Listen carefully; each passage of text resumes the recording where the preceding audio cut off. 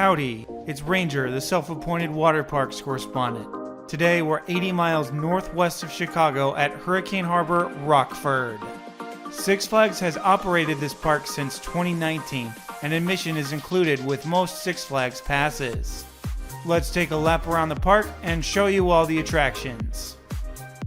We'll start with Typhoon Terror, which is a two-person raft slide. This slide features a mini funnel and some turns. Typically, these slides will feature multiple mini funnels, but the drop into it is quite speedy though. The Abyss is a pair of 50-foot tall inner tube slides. These are fully enclosed and get very dark. There's a couple of quick turns and drops to keep things interesting, but they aren't particularly fast. Pipeline Paradise is a set of mild inner tube slides. These can be ridden single or double. The track is wide and slick, so it's easy to spin around and start going backward. The Purple Slide is the more intense of the two and has a pair of chicane-style turns. Across the midway is this tower featuring Tidal Wave and Wipeout. Tidal Wave is marketed as the Midwest's first tailspin water slide. It has two 360-degree helixes which produce strong G-force for a water slide. I really like these light and color patterns as well, and I find this to be one of the top inner tube slides in this part of the Midwest. Wipeout is a looping water slide with a drop pod style entry. I have never actually seen this one run, but typically these are very fast slides and produce strong levels of force in the loop. I have gotten somewhat severe back burns on these types of slides before though. Little Lagoon is a splash area for the smallest of children. Toddlers can take their very first water slide rides in a safe environment that is fully fenced in.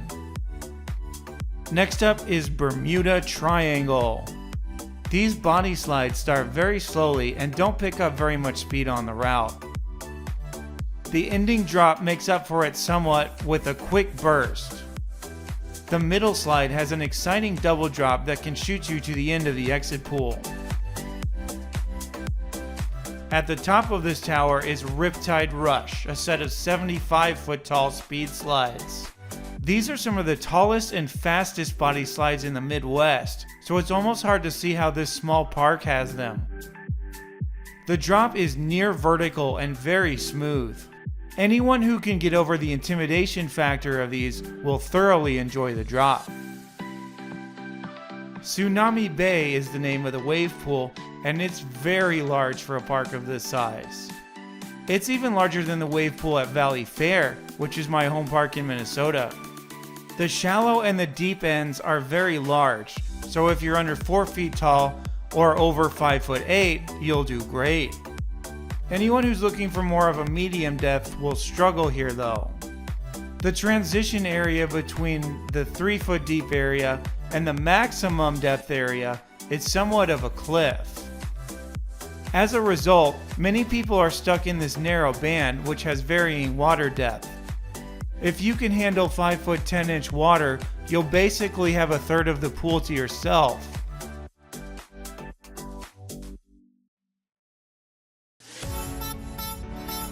Moving to the back of the park, we come across Castaway Creek, which is the lazy river. It doesn't have very many water features, but it is very wide and has a nice pace to it. It's also very lappable, and I did enjoy this section with the rocks, which resembles a canyon. Or at least a middle of nowhere in Illinois canyon. This water playground goes by Caribbean Cove and is on an island that is accessible by bridge around the lazy river. It has a decent number of features. There's a tipping bucket which Drench gets, but it doesn't fill up all the way. Rather, it empties smaller amounts every few seconds. I don't know if this is intentional or not. The slides on the playground are very slow and should be skipped except for the smallest of children. And that's all for the attractions. Overall, Hurricane Harbor is a pretty chill, family-oriented water park. Most of the slides are not very thrilling, although there are a couple of pretty serious slides though. Fortunately, the lines were very short on all the times I've been here. The food is cheap compared to other Six Flags parks, and I found the quality to be on par with nearby Six Flags Great America, although there are fewer choices. If you're a local who's fortunate enough to have the Six Flags Dining Pass, you could make hay here though. I enjoyed my visit to this park, and I recommend it if you're passing through or if you're close by. I wouldn't plan to spend any more than 2 or 3 hours here though. Thank you for joining me on this tour of Hurricane Harbor, Rockford. I will catch you in the next one. Ranger out.